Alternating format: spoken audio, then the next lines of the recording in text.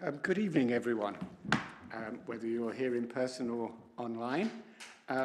Welcome to this meeting of Wokingham Borough Council's Executive.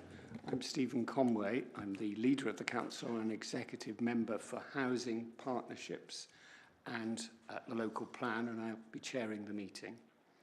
And I'm going to, before I introduce everybody else who's here, I'm going to just go through a few normal housekeeping rules. Please ensure that any mobile devices or mobile phones are switched off. If you're participating via Teams, when you're not speaking, please mute your microphones. Please also note that the meeting is currently being webcast live. There are no fire drills planned this evening, I'm glad to say. So if the fire alarm does sound, I think we must take it seriously, and please leave the building via the nearest exit and gather at muster point 2, which is located in the car park at the rear of the building. Now, I'm going to, in a few moments, invite my executive colleagues to actually introduce themselves, but I'll introduce you to the officers in the room. Actually, here physically, we have Matt Pope over there. Matt is the Executive Director for Adults and Children's Services and Public Health. Priya Patel is the Head of Democratic and Electoral Services. Susan Parsonage is the Chief Executive. Next to Susan is Andrew Moulton, who's the Council's Monitoring Officer. And next to Andrew is Graham Ebers, who's the Deputy Chief Executive and the Council's Chief Finance Officer. Online, we have also Sally Watkins, who is the Director of, and I always get this wrong, Corporate Community and Change. I think it's that order, but it's all 3 C's.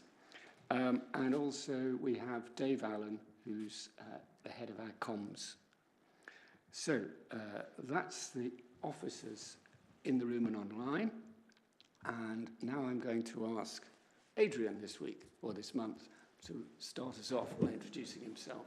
Hello, I'm Adrian Betteridge. I'm the Executive Member for Active Travel, Transport and Highways. Hello, I'm Mark Ashwell. I'm Executive Member for Economic Development, Sport, Leisure and the Arts. Good evening, I'm Catherine Harding. I'm the Executive Member for Environment and Climate Emergency. Good evening, I'm Imogen Shepherd-Bay. I'm the Executive Member for Finance and Governance. Hello, I'm Lou Timlin. I'm the Exec Member for Community Safety and Public Protection. Good evening, I'm Rachel Bishop-Firth. I'm the Executive Member for Resident Services, Inclusion and Fighting Poverty. Hello, I'm David Hare. I'm the Executive Member for Adult Services, Health and Wellbeing. Apparently there is a problem on the sound system, so we might have to just pause for a moment. I don't propose we go through the introductions a second time, you'll be relieved to know. I'm afraid we will have to wait a moment while we try and sort that out, because nobody...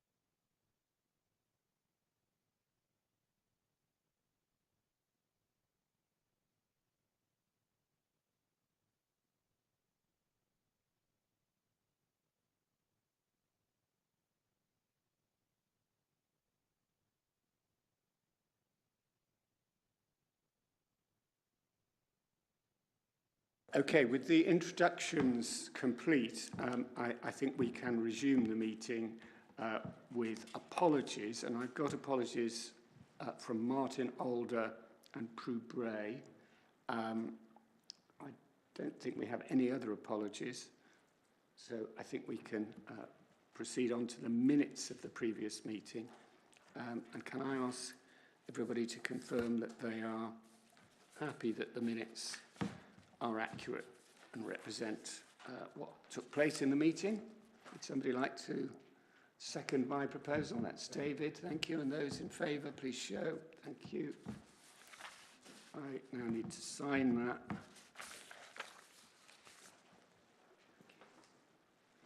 Thank you very much. We now move on to declarations of interest. Are there any declarations of interest that any member needs to make Yes. in relation to this evening's agenda? Yes, I just want to make a declaration of interest regarding the question that Bob Wharton has put to us, in that I've got 2 years' worth of money in the Berkshire Pension Fund scheme, but it's not going to affect how I answer this question. I've basically, when I first started work, I worked for Berkshire County Council for a couple of years. So, yeah. I think that's not a... it doesn't just debar you from answering the question. No, I think I can answer the question. You're not making still. any decision, you're merely answering a question. Can I declare a similar interest? I worked for Berkshire County Council for about 5 years. Yeah. So I've got some money in the Berkshire Pension Fund. Well, it won't affect me. It's good for in the interest of transparency, David, that you and Imogen have declared that interest, but it affects you even less than it affects Imogen. So thank you for the sake of completeness, but I don't think we need to be unduly worried about those declarations of interest. Now, we come to the point in the agenda where I make a statement, and these statements are meant to relate to things of topical importance, and I don't think there's any of greater importance than the one I'm going to mention this evening. Many of us have been horrified by the scenes of disorder we've seen recently on our screens. The news is dominated by the shrill voices of those who wish to promote division and disharmony, pitting group against group on one part of the community against another. Even here in Wokingham, we have seen totally unacceptable resurgence of the use of racist language. Racist language and divisive rhetoric are the opposite of what I believe decent, humane and law-abiding people in Wokingham want. The core mission of the current administration at Wokingham Borough Council is to help create vibrant, thriving and inclusive communities where everyone feels that they can play a part. Inclusive communities, it should go without saying, are incompatible with any form of racism. Inclusive communities are happier and more contented communities. Everyone, regardless of who they are, has the opportunity to realise their potential and feel valued and fulfilled. Inclusive communities are also successful communities. When everyone feels able to contribute, we more effectively tap the talents in our midst. If talent is given the chance to express itself, we increase our productive potential and become a more thriving and successful community. We all win, in other words, when we are inclusive. Despite the hateful and discordant voices receiving disproportionate coverage in some parts of the media, we as a council will not be deflected from our efforts to create truly inclusive communities where everyone, whatever their background or characteristics, feels they belong and can play a full part. Thank you. Okay, we now move on to public questions, and we have a public question from someone described in the agenda as Mr. Robert Wharton, but I know him as Bob Wharton, so I'm going to call him Bob. And Bob, if you'd like to come up to the table in front of you, and when you're ready, if you press the button in the centre of the microphone stand, it will come on, as it has now. And if you could ask the question that you've submitted to us, please. Yes. Do you want me to read the... If you can read the question out for the sake of those many millions listening online. Local residents would be shocked to know that the Berkshire Council's pension fund has investments in companies supplying arms to Israel. Will Wokingham Council persuade the other Berkshire councils to divest from these arms suppliers and from Israeli government bonds? Thank you, Bob. As you know, we've already been indicated. Imogen will answer your question. Thank you, Mr. Wharton. Yes. Before I begin, I'd like to say that I'm horrified by what the international community is allowing to happen in Gaza, and no one should be supplying either Israel or Hamas with tools to carry on with what is such a humanitarian disaster. I strongly believe that our government should be doing much more than they are, and we are urgently needing primary legislation from Parliament to make these changes. That said, like all employers, Wokingham Borough Council has a pension scheme for its staff, which by law it has to be a financially separate entity from the employer.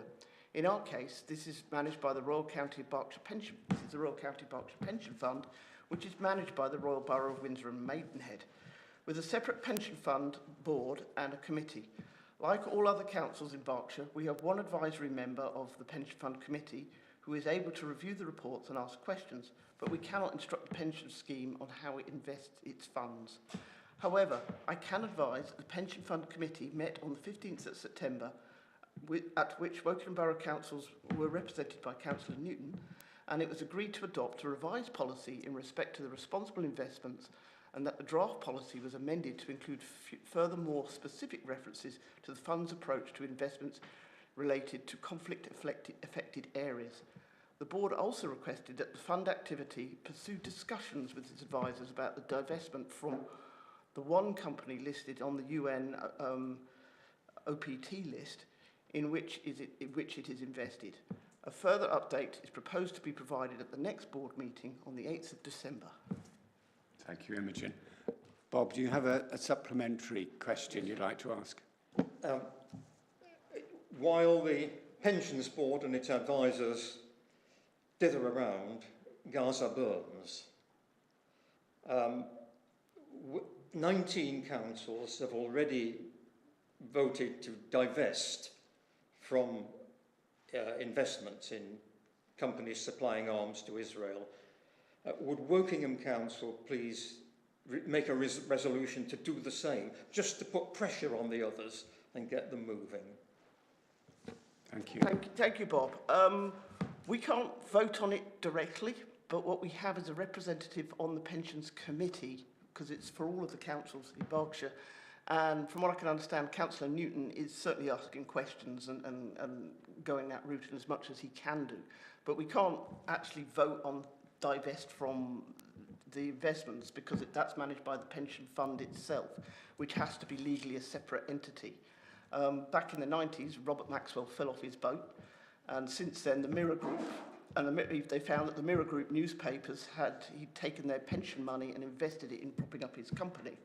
And since then the law has changed in that companies don't have direct control over how the pension funds are invested. And Wokingham Borough Council is no different in that. So all we can do is basically ask the questions of the pension fund board, which is a separate entity, which I believe is what's happening, and it's pushed them into making some decisions. We've had similar questions about investments in fossil fuels, for instance, in the past. But all we can do is ask them, can they look at this, which is what's been happening. Thank you. Thank you, Bob. Okay, we now move on to parish and town council questions. I believe there is none. No. Thank you, Priya. And likewise, councillor questions. There are none. Thank you. Shall we now then move on to item 32 in the agenda, which is Towtley East Development, which you can see starting on page 13 of your agenda. And I'm going to introduce this item. I know that some colleagues have concerns about the planning aspects of this project, but I want to remind everyone that those concerns can be pursued through the planning application process and should not be the subject of our discussion this evening. The principal point of the report is simply to address the change in the affordable housing provision within the scheme approved by the Executive, as noted on pages 16 to 18.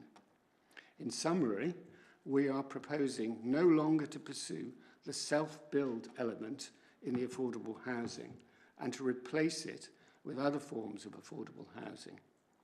As the report makes clear, an attractive option is specialist social care accommodation, which is needed, greatly needed, and would provide savings in the future through cost avoidance for the council. But recommendation 2 on page 13 gives the Director of Resources and Assets, in consultation with the Leader of Council, the flexibility to secure the best deal for the council at the time we negotiate with a prospective purchaser. So I hope that clarifies the purpose of the report. It's a fairly narrow and precise purpose. And are there any questions on that particular subject? No? No questions or comments? Okay. Can we move to approve the recommendations then on page 13 of your agenda? Those in favour, please show.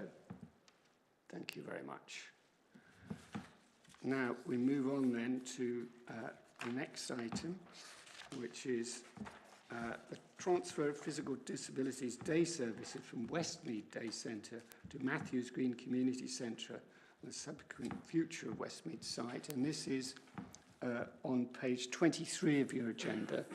Now, before I turn to David to present on this, I just need to make a brief statement because it's necessary to update colleagues on a change that's taken place since the publication of the agenda. We have to update the report on this item as Reading Rep Theatre informed us after the report was written that they are withdrawing their application to operate Matthews Green Community Centre. We are disappointed that we won't have the chance to work in partnership with Reading Rep at the Community Centre, but completely understand that they have decided that becoming the operator of Matthews Green is not something they can undertake at this time. We would certainly be keen to work with Reading Rep in the future. However, it is important for me to be clear that this change will not, and I want to underline and emphasise in block capitals, not impact the move of Optalis' physical disabilities day services into its new home at Matthews Green. That will proceed. In light of Reading Rep's decision, officers will now take some time to review the approach to developing future partnerships that provide delivery models for some of our community centres to determine how best to find an alternative operator. So with that matter dealt with, let's focus on what really this report is about, which is the move of those disability day services from Westmead. So David, if I can turn to you to introduce this item. Thank you, Stephen. Yes, and it's about the move from Westmead, which is, it has been a lovely old building, but it's a building in dire need of about £250,000 worth of repair just to stay as it is now, let alone to improve at all. And I went there about 3 months ago, and it's almost too big for the people who use it. There's too much room, and they're knocking around and things like that.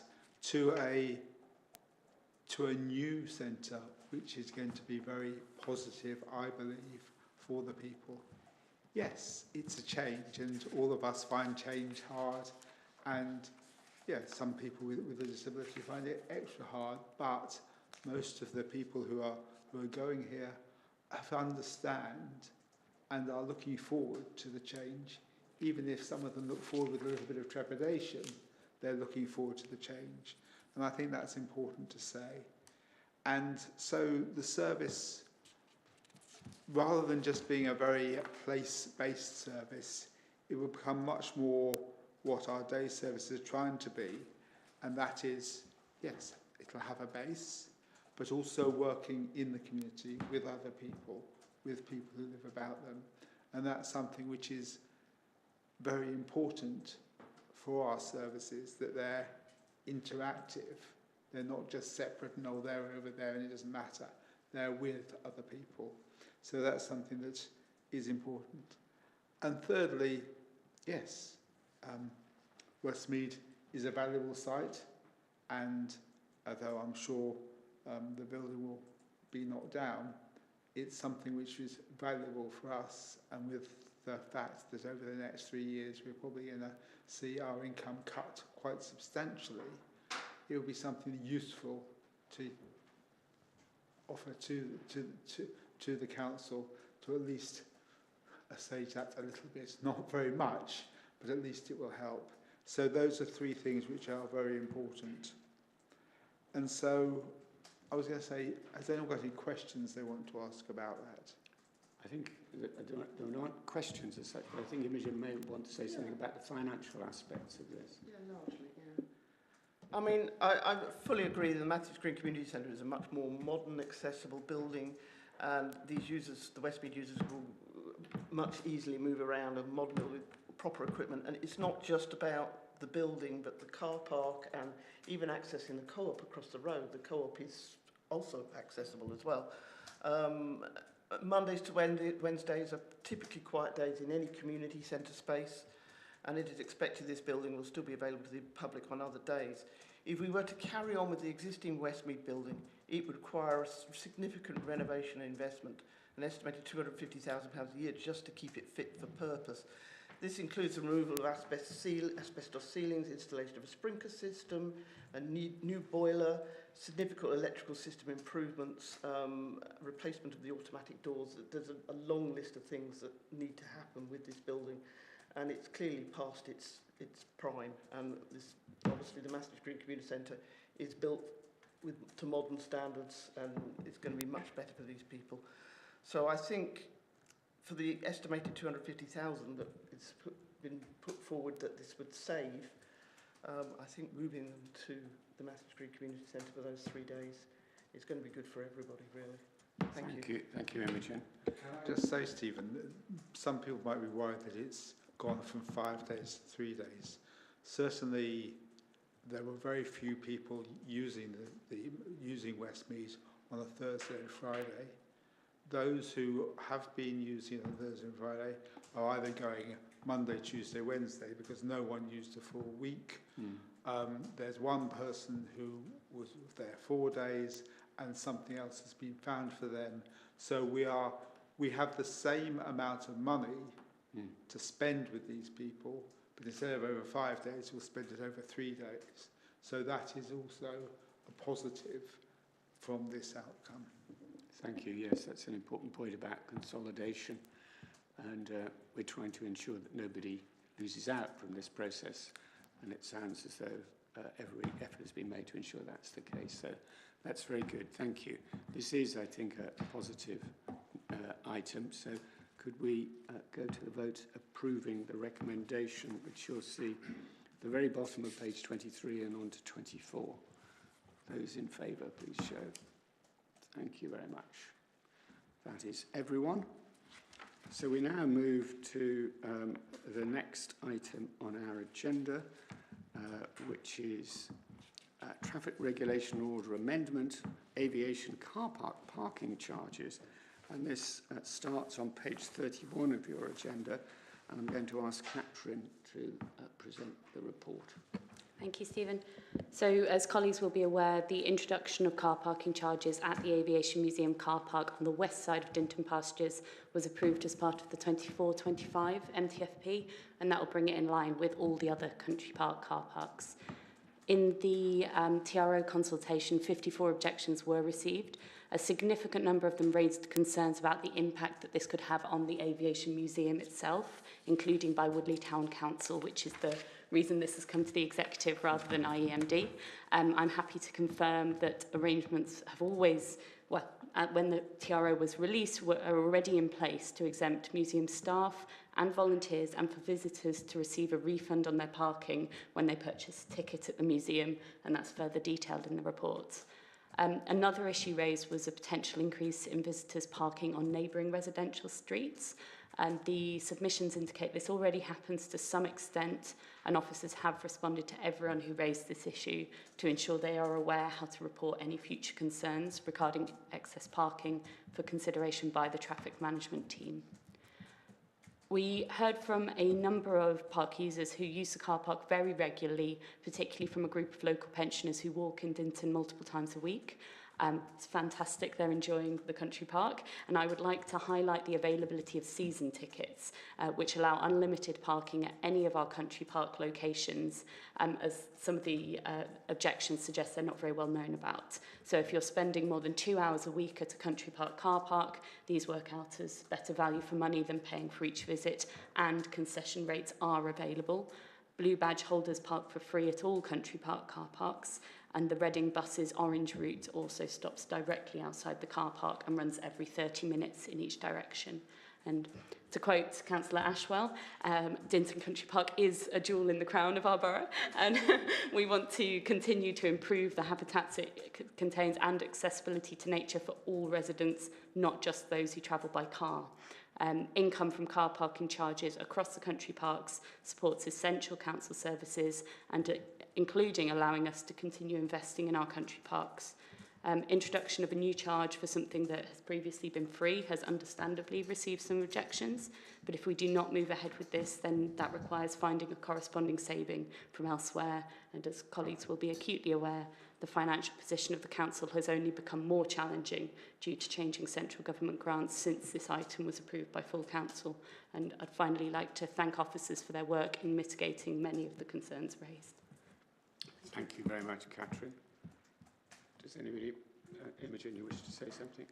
Sure. Obviously, sadly, due to the impacts of our council finances over the next 3 years, we do need to introduce some of these less desirable decisions, sadly. But I'd like to just to clarify in that what you said is that there will be no impact on the Aviation Museum, its volunteers and the Air Cadets, and they will continue to park for free. And I believe there's a 15-minute pick-up drop-up free time as well. Yes, that's correct. So whilst there will be some, I guess, logistical changes to get used to, in that there'll be a free vend code for staff and volunteers, and any visitors would pay for parking but then would receive that discount on their museum ticket, which would then be refunded by WBC. The 15-minute free vend will also apply, and we already have that in action at the Dinton Activity Centre, and works well if people are, for instance, dropping off. At the activity centre, it's for those activities. In this situation, it might be for the Air Cadets or similar. Lovely, thank you. Okay, I don't think anyone else has any comments or questions, so can we go to the recommendations on page 31? And as you can see, there are 2 of them.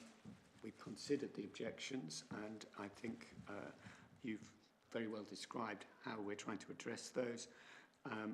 And the second is to approve the making of the necessary traffic regulation order in accordance with Road Traffic Regulation Act 1984 and the Local Authorities Traffic Order Procedures 1996, as we all know.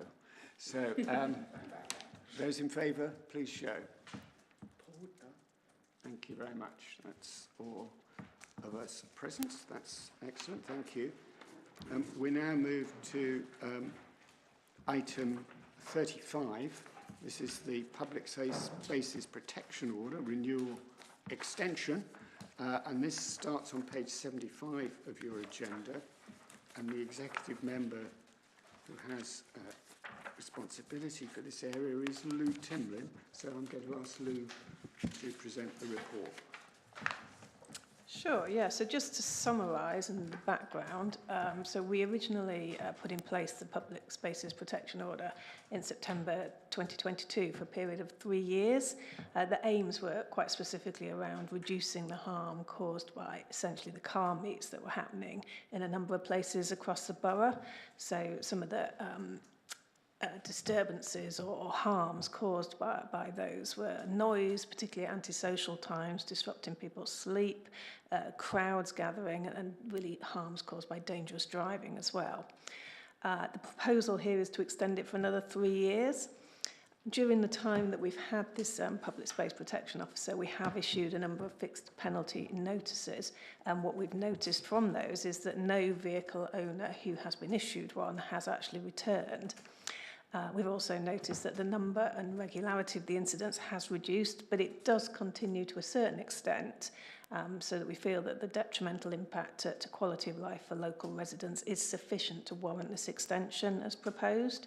So in summary, we feel like this PSPO is effective, but it's still required, and there's no cost to extending it for the 3 years. So the proposal is to go ahead and do that. Thanks very much, Lou. Are there any questions or comments? Rachel. Super, thank you very much. I just wanted to comment as somebody who lives quite close to one of the car parks where these meetings were quite regularly happening. And they really were quite a disturbance late at night, engines revving, cars kind of screeching around the streets. And they weren't just a disturbance, they were actually quite actively dangerous because we were having large numbers of cars coming, very often from well outside Wokingham Borough, and driving quite fast around the streets. And they really were a hazard to other drivers and to pedestrians in quite a built-up area. The PSPO, it's been very effective in stopping these from happening. It was quite a regular nuisance, and I absolutely support this proposal to continue with it. Thank you. Thank you very much, Rachel. If no one else wants to comment, let's move to the recommendations on page 75. And essentially, we're agreeing to delegate to the Director of Place and Growth to commence a public consultation about the proposed renewal, to consider the results of the consultation and any other supporting data, and to authorise delegation to enter into a new or renewed public spaces protection order to the same Director of Place and Growth in consultation with the executive member. In other words, Lou. So, those in favour, please show. And that is unanimous. Thank you. And last, but by no means least, we come to item 36, the Health and Safety Annual Report 2024-25. So this is looking back on the previous year. And this starts on page 85 of your agenda. And this comes in the remit of Rachel as Executive Member for Resident Services, Inclusion and Fighting Poverty. So Rachel, over to you. Super, thank you very much. So this is a very important annual report because it tells us what we're doing to protect our council staff, visitors and pupils. It allows us to monitor both the rates of incidents and injuries and what we're doing to learn from these and to prevent them from happening in the future. Wokingham Borough Council officers and members are absolutely committed to the well-being of our workforce, our visitors and our pupils. This is led by our Chief Executive, with designated health and safety leads at director and executive level and supported by in-house health and safety experts. And crucially, employees across the organisation are encouraged to take part in consultations. The Council aims for continuous improvement and has a multi-year plan to drive its health, safety and wellbeing programme. Some of the main themes in this report include all of the work that has been done to encourage people to report all incidents and near misses so that we can learn, improve and prevent accidents from happening in the future. Protecting staff from the risk of abusive behaviour from members of the public, including verbal abuse. We know that we're often dealing with members of the public who are going through a very difficult time. And one of the ways that we're looking at this is through a piece of work to help staff to anticipate and to handle these situations. This helps the resident and it helps keep the council staff safe. At the same time, where we need to refer incidents to the police, we will do so.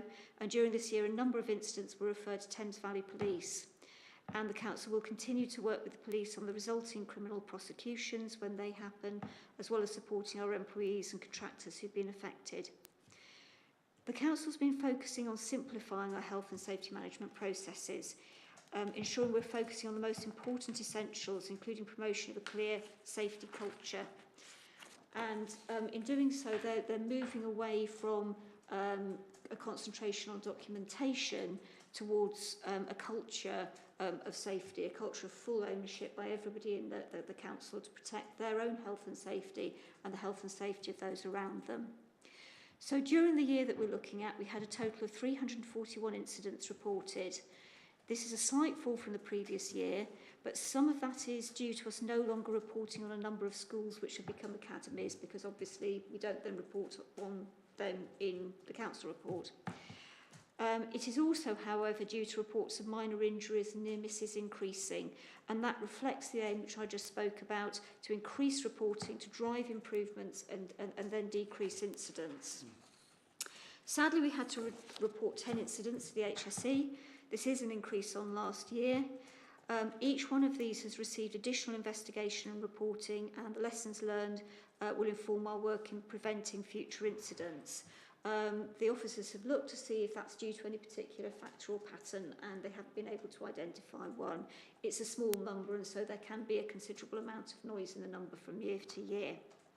So looking ahead, the Council's focus will remain on simplifying processes, supporting employee self-service and self-reliance, and enhancing our training programmes to ensure a safety-aware and informed workforce. We will continue to engage with our employees at all levels to promote a culture of safety which is both sensible and proportionate. This is something which I think touches and involves all of us in this room, and we welcome questions right throughout the year. And I just wanted to end by saying I really appreciate all of the work that's gone into this, both the officers who directly produced this and those who have been aware in improving health and safety at the Council throughout the year. Thank you very much. Thank you, Rachel. Obviously, we want to ensure that all members of staff in this building are safe and secure, but also anyone who visits the building is safe and secure. And obviously, those schools that are still within our control, we want to ensure that all the pupils within them are safe and secure. And I think this report clearly reflects on the past, but also establishes some priorities for the future, which is a really important point to make. So if anyone else wants to say anything on this, David? I just want to emphasise what Rachel's already said about reporting, and the fact that it, in fact, is probably good if more people are reporting, because they're reporting near misses and things like that, and we can learn from them. If things aren't reported, we don't learn from them, and so it can get worse. And that's something which I think is very important, and something that we must not forget, because sometimes you think, oh, it's going up, that's bad. Well, in fact, it isn't necessarily bad. It means that we're learning, and that's very important. Well, that's a very good point, David. Obviously, an increase in the number of reported incidents can simply indicate better reporting and better knowledge of what's happening, not necessarily an increase in the number of incidents that are occurring, just an incidence in the number of those that are reported. I won't bore you with the way criminologists used to describe this kind of dark figure of crime, unreported crime. We're talking here about unreported incidents, but there are unreported incidents, and the smaller the number of unreported incidents, the better we're able to deal with the challenges.